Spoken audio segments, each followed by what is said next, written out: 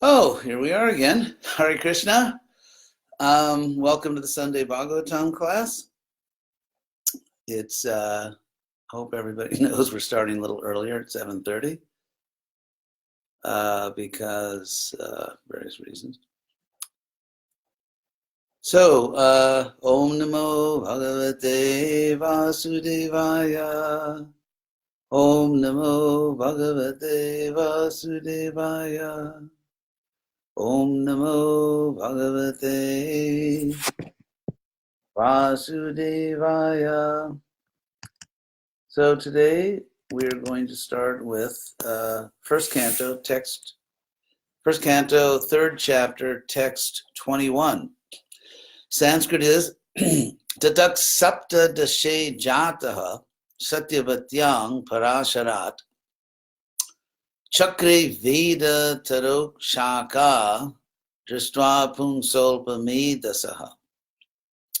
So Tatak, thereafter, Sapta Dashe, in the 17th, Jataha, he took birth, Satyavatyam, in Satyavati, Parashara, from Parashara, his father. Chakre, he made, Veda Taro, of the Veda tree, Shaka, branches.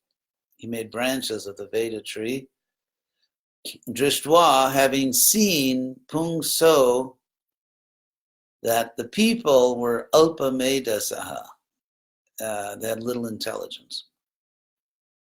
So this, of course, is Vyasadeva. Translation, thereafter in the 17th incarnation of Godhead, Sri Vyasadeva appeared in the womb of Satyavati by Parashara Muni, and he divided the one Veda into several branches and sub-branches, seeing that the people in general were less intelligent. So Vyasa is a very interesting character, personality. He appeared, of course, before Krishna. Vyasa is the son of Satyavati and Parashara. His grandfather is King Vasu. And so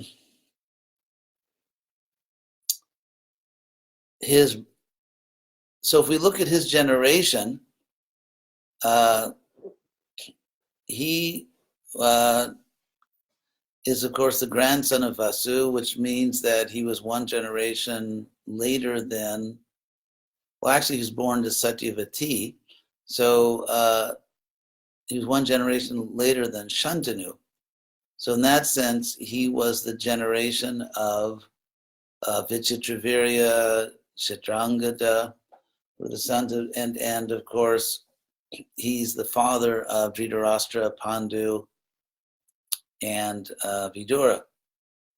So the reason I'm mentioning this historical context, trying to locate Vyasa within a particular generation, is because Vyasa appears at a time when the Asuras are actively invading the earth, trying to take over the earth. It was an invasion done in stages. They came generation after generation. For example, you have the first really major demon that manifests as such as Jarasandha, who is the same, actually was a cousin of Vyasa. Jarasandha, if you compare Jarasandha and Kamsa, first of all, Jarasandha is one generation older than Kamsa. Kamsa married Jarasandha's two daughters. I think their names were Asti and Prapti. And so Jarasandha is the father-in-law of Kamsa. So, but if you compare these two, one interesting thing about Kamsa is that we never hear about Kamsa actually leading an army. Jarasandha is more of a conventional king. He rules Magadha, which is the modern Bihar, roughly. He rules Magadha, and he raises these gigantic armies. God only knows where he found all these soldiers. because he kept raising these gigantic armies. So he's a conventional military leader, a powerful demon. In a past life, he was Viprachiti, the first son of the goddess Danu, and therefore the first Danava. But as Jarasandha, he rules a kingdom. He doesn't usurp a kingdom. His father was Brihadratha, who was the legitimate king of Magadha. And so he inherits by law, not by usurpation. He inherits by law a kingdom. And he raises armies, and he's a demon.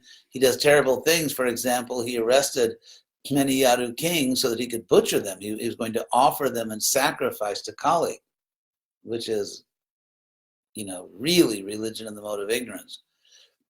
And of course, Krishna came and saved them. That's one of the pastimes, that when Krishna was in Dwarka and the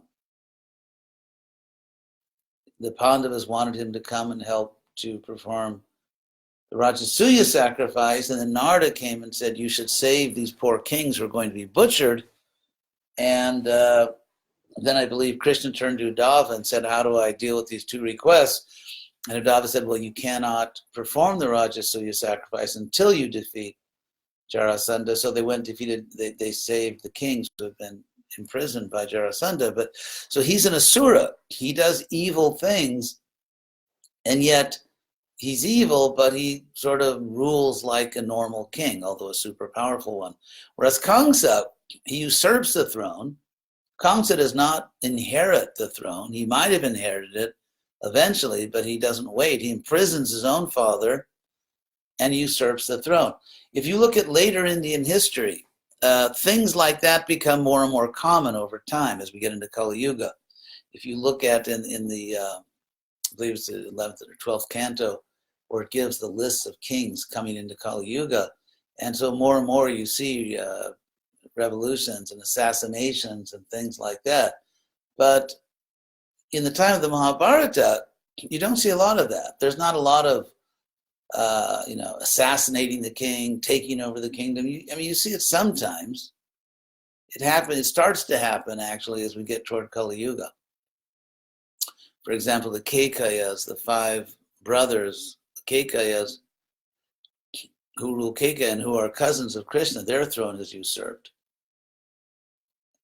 by Asuras. But so Kamsa usurps the throne, imprisons his own father-in-law, wants to kill his cousin sister, Devaki, and you never hear about him with an army. He doesn't send an army to Vrindavan. He sends these sort of, you call them Hogwarts rejects. He just sends these people with all these magical powers, well, especially the power of Kamarupa, which means desire form. They can take any form they like, such as Putana, who takes the form of a beautiful young woman, like a goddess. And then the next demon is Trinavarta, which literally means the grass whirler. And so Trinavarta, he takes the form of a whirlwind. So he has all these powerful friends with these mystic powers, but not regular armies. You never hear about, he has guards, he has soldiers and guards, but you never see Kamsa engaging in conventional warfare. But in any case, Jarasandha, going back to Jarasandha, Jarasandha is the cousin of Vyasa, because he's the cousin of Vyasa, because Vyasa's mother is Satyavati, her brother is Brihadratha, whose son is Jarasandha.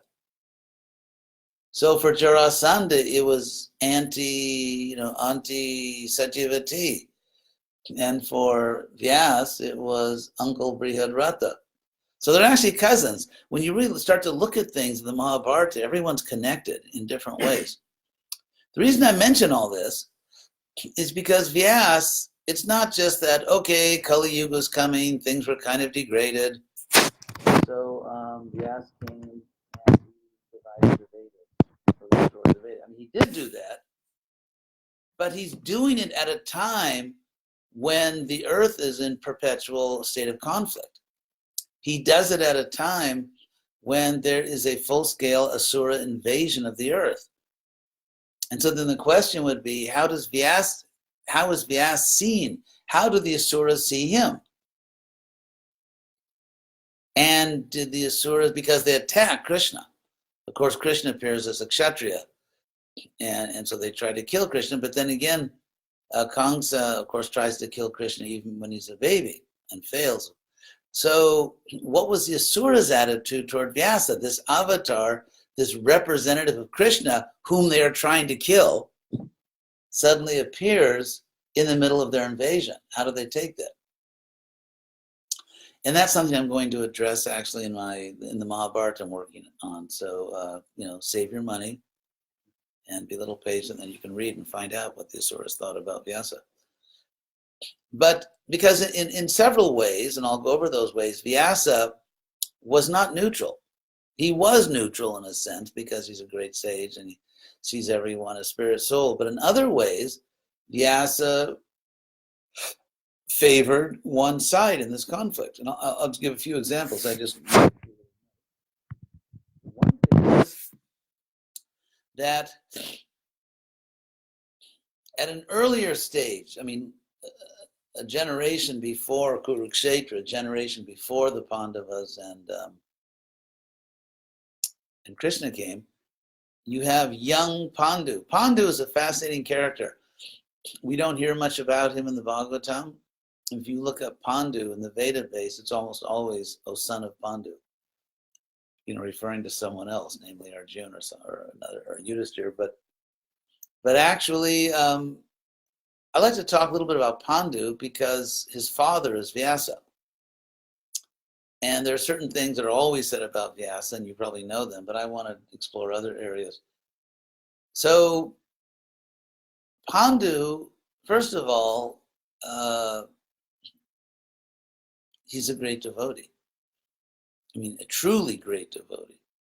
The proof is that in the Chaitanya Charitamrita, Lord Chaitanya was speaking with Bhavananda Roy, the father of Ramananda Roy, and he said to Bhavananda Roy, and you find this twice in the Chaitanya Charitamrita, not just once, where Lord Chaitanya says to Bhavananda Roy, Ramananda's father, "You were Pandu. You were Pandu." And what's interesting about that is that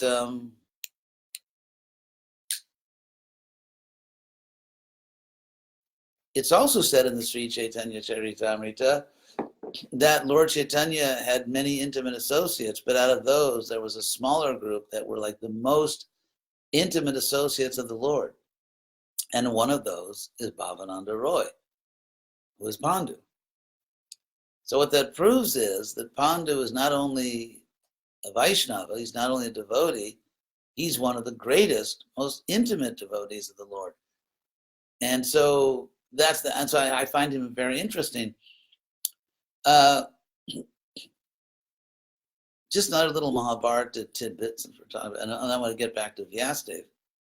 But when Dhritarashtra was born, and when Pandu was born, what the Mahabharata tells us that there was great rejoicing in the Kuru kingdom. Before they were born, there was a crisis in the Kuru dynasty. They had no king. And Bhishma, who was probably the single most powerful warrior in the world, could not fight.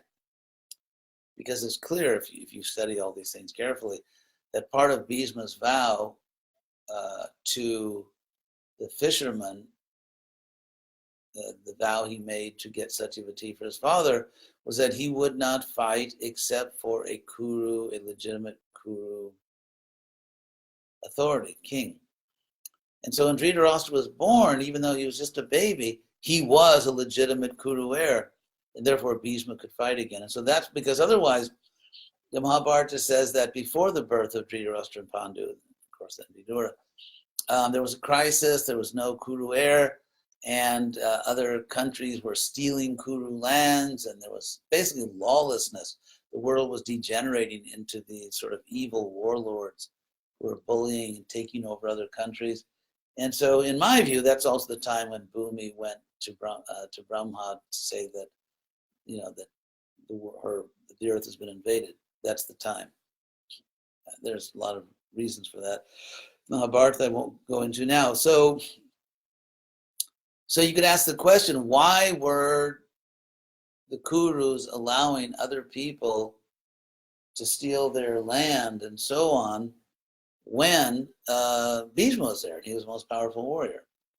It's obvious he could not fight because there was no Kuru king to fight for, and that was one of the conditions that governed him. And so as soon as Dhritarashtra was born, the Kurus began to rejoice, and there was security again because there was a legitimate Kuru heir, and therefore Bhishma could fight. That's a detail, but the way this relates to Vyasa is that Vyasa, at that time in history, checks the Asura invasion, because by saving the Kuru dynasty, and also credit goes to Satyavati. Satyavati is another person who's not talked about very much, but I find personally very interesting, and she plays a key role in various ways. So in the Mahabharata I'm presenting, I plan to really pay attention to people like Satyavati and Pandu. In any case, Vyasa saves the Kuru dynasty with his mother. And Satyavati obviously deserves credit because she called Vyasa. So Satyavati and her son Vyasa saved the Kuru dynasty. And at that stage in history, it's the Kuru dynasty which is holding off the Asuras. If you go back a generation, the main person who's holding back the Asuras is King Vasu, who was in the Kuru dynasty, but from a sort of a secondary wing of the Kuru dynasty. He's a prince without a kingdom, but he's a great soul. So Indra offers him that if you stay on earth and don't go to heaven, which you've now earned by your yoga, if you stay on earth, then I will give you a kingdom. And he gives him the kingdom of Chedi, which is sort of in the very roughly in the area of Jhansi, where Prabhupada used to live, down there, sort of the border between Madhya Pradesh and the southernmost part of Uttar Pradesh. So he's originally from the Kurus, but he lives in Chedi, in the capital city, Suktamati, which means Suktimati, which means Pearl River. So he lives there, and he defends the earth. But his son Brihadrata does not become the defender of the world somehow. In fact, Vasu was given a crystal airship. That's right. I mean, that's better than Marvel Comics. If you really understand Mahabharata, you do not need Marvel Comics or DC. So he's given this crystal airship, and then he wants to give it to his son, but it disappears. It won't go to his son. The crystal airships defend the world because the son Brihadrata is not a bad person, but he is attached to his son, who is Jarasandha. And so once Vasu ends his reign and leaves this world, his son cannot continue the father's tradition of protecting the earth, stopping the Asura invasion, because Brihadrata is sort of in the middle. His son is the greatest Asura, and he's attached to his son. And so at that time, the political power, central political power, returns to Hastinapur.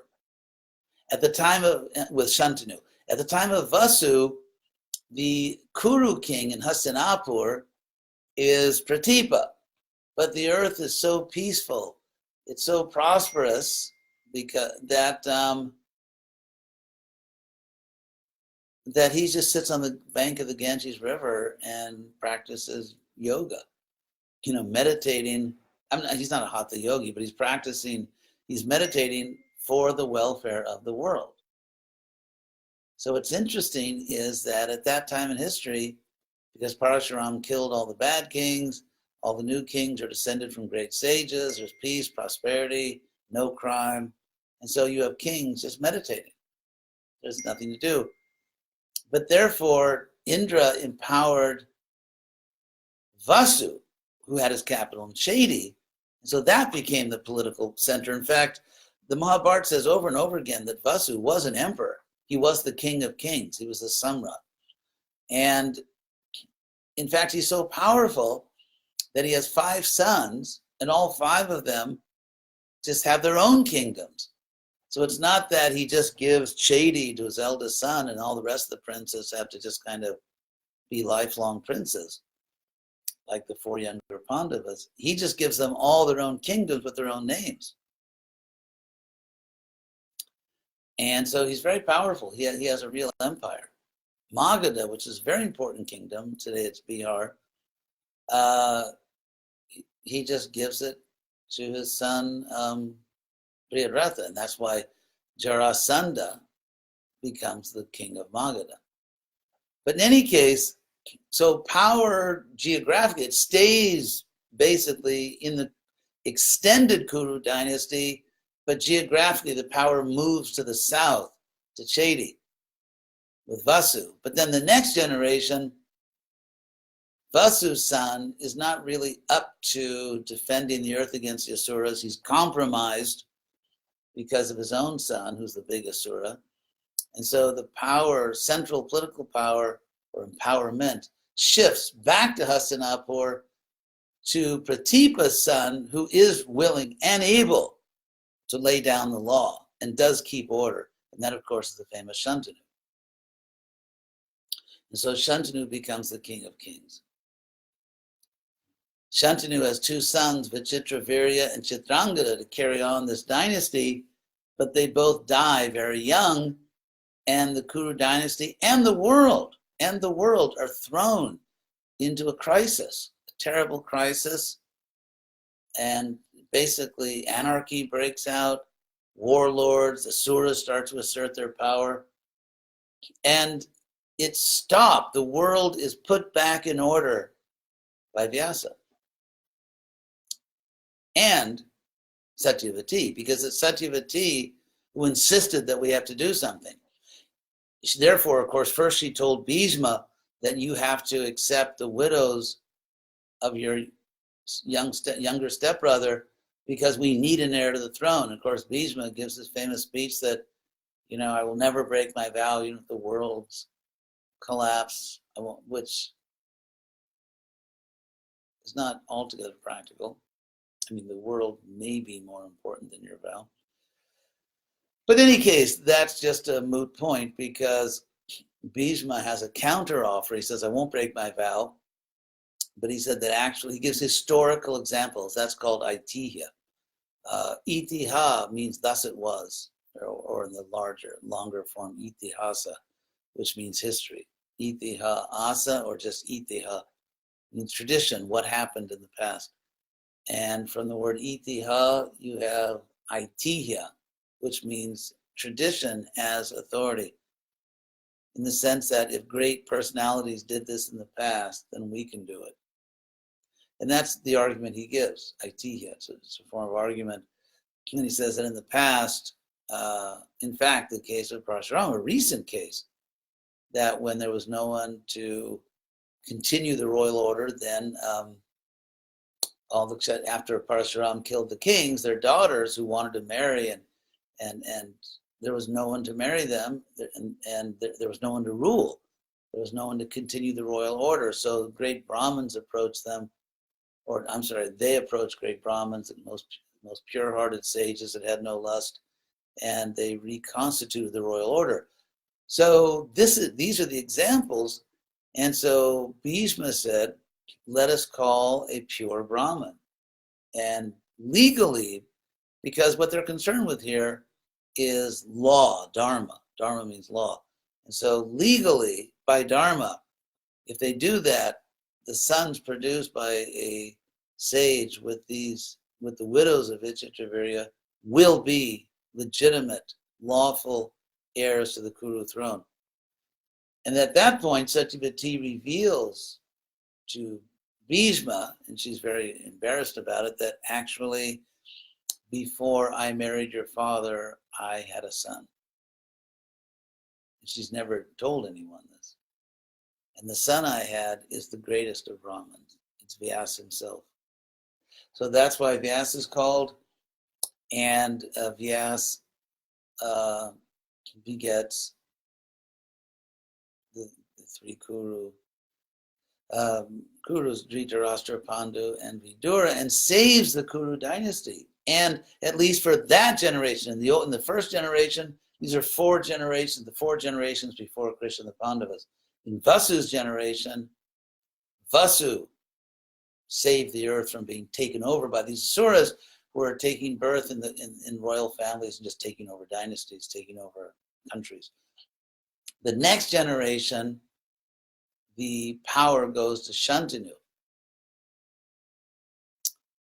And then the next generation, you could say Bhishma himself, because Vichitravirya, that's a whole other story. Vichitravirya, who doesn't go to his own Swayamvara. It's the only case we hear about this. And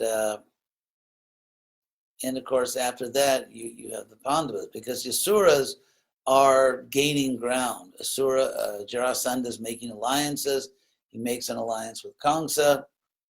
He's making other alliances with people like Vidura, just different alliances. And of course, Kamsa takes over the Yadu dynasty. So the Asuras, after Shantanu and after Pandu, the Asuras are pushing hard and they're starting to take over. And that's when Krishna comes down. So it's a very dramatic scene. Anyway, so Vyas, he saves the Kuru dynasty, which during that generation saved the world from the Asura invasion.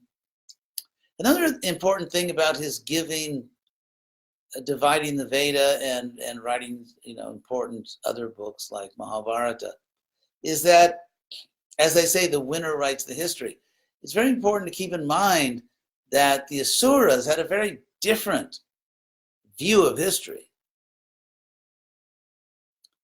The view that we have in the Mahabharata, which ultimately is the truth, is that the Pandavas were the heroes and Krishna is the supreme good guy and the Asuras are the bad guys. The Asuras had a very different view of it. The Asura view was that, no, might makes right, and we are the legitimate rulers of earth and the universe. And so the fact that Vyasa was teaching the Vedas or making them teachable by organizing them, was also against the Asuras.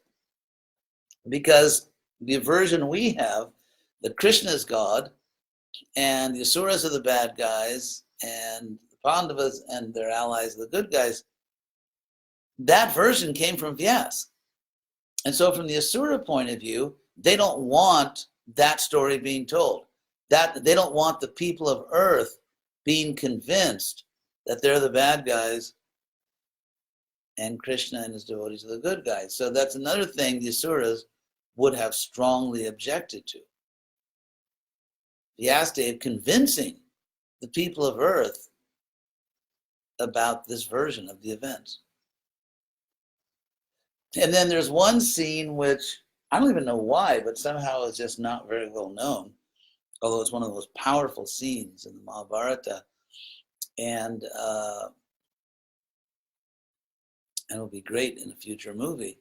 And that is after the Battle of Kurukshetra, when the royal order has been devastated, there's just unimaginable suffering. I mean, if you imagine, there's millions of families that have lost their father, women that have lost their husband, parents have lost their son. I mean, there's just an unbelievable amount of suffering going on. You consider how many people were killed on both sides. And so a serious question arises as to, can we ever put the world back together?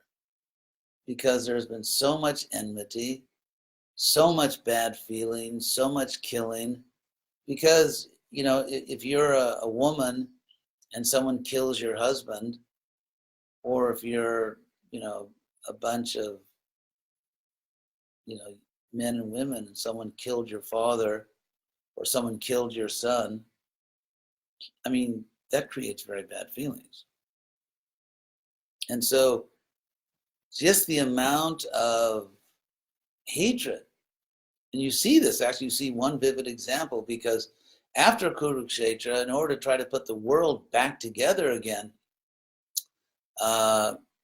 Yudhishthira is going to perform not the Rajasuya, but the Ashwamedha sacrifice, trying to somehow or other reunite the world, because the Ashwamedha requires, like the Rajasuya, that the other kingdoms participate and accept. And so the Ashwamedha, it's an attempt to put the world back together. And so the Pandavas, same thing, 4 Pandavas go in the 4 directions. Yudhishthira stays in the capital. And when Arjuna comes, the kingdom of,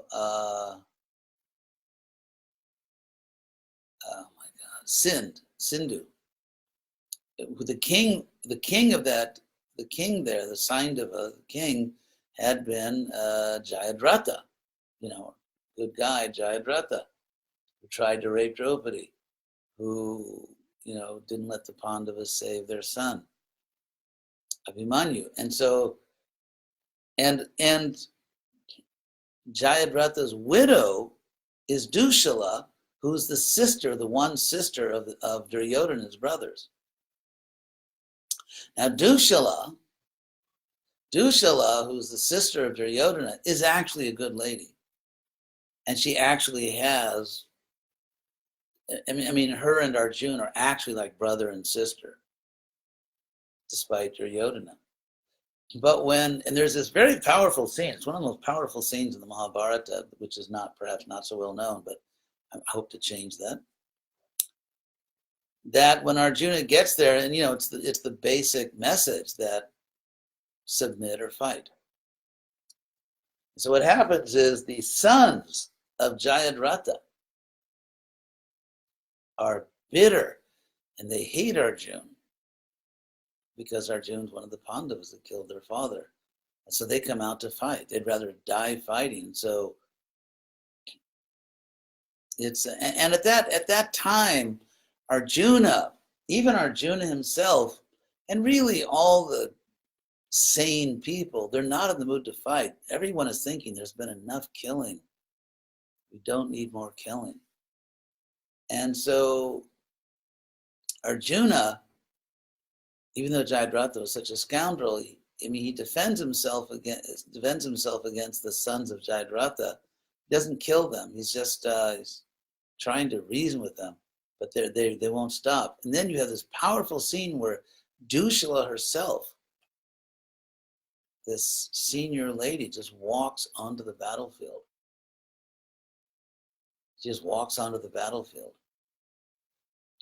And at that point, everyone just puts their weapon down. So it's a very powerful scene. It's a very powerful scene, very moving scene. And then Arjuna addresses her as a sister, and they have this very poignant conversation. And Dushala, if you want to know the role of women in Vedic culture, you sometimes hear kind of like the Muslim version. But Dushala just declares that the battle's over. And Arjuna puts his weapons down.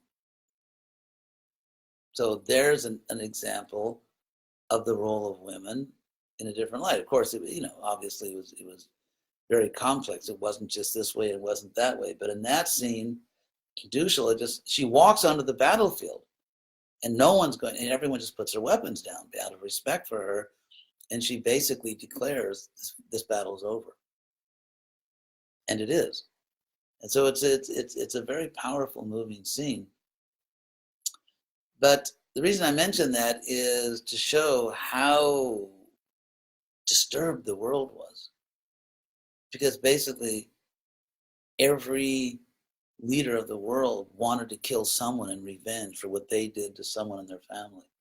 And so the question was, can we put the world back together? And then you have this scene of Vyasadeva where you have all the survivors among the royal order and all their families lamenting and bitter. And he, just by his mystic power, all the soldiers who died at Kurukshetra, he brings them up out of the Ganges. They just all, this is, you won't need to watch Marvel movies once we get this thing going. But they just all come up, and they're all dressed as they were in the prime of their life, on their chariots with all their weapons. Just, these millions of people just rise out of the Ganges, and they recognize each other, and they embrace each other, and they just give up their enmity. So it's a very powerful scene, and for some reason, maybe it's not in the standard Hindu comic books, but it really is a very powerful scene. And that's also Vyasa. So I wanted to give another picture of Vyasa. I mean, obviously we know he's the great editor of the Vedas, but also he is born at a time of warfare, at a time of a great battle on earth between the Suras and the Asuras, and he's born into one of the chief families in that conflict. His mother is Satyavati, who was the wife of Shantanu, who was the great defender of the earth against the Asuras. And he is her son. So, again, I like history.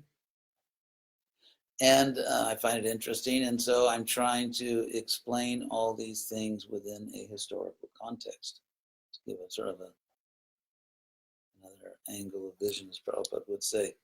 So let me see if there are any questions here. Still the same low price for your questions. Hare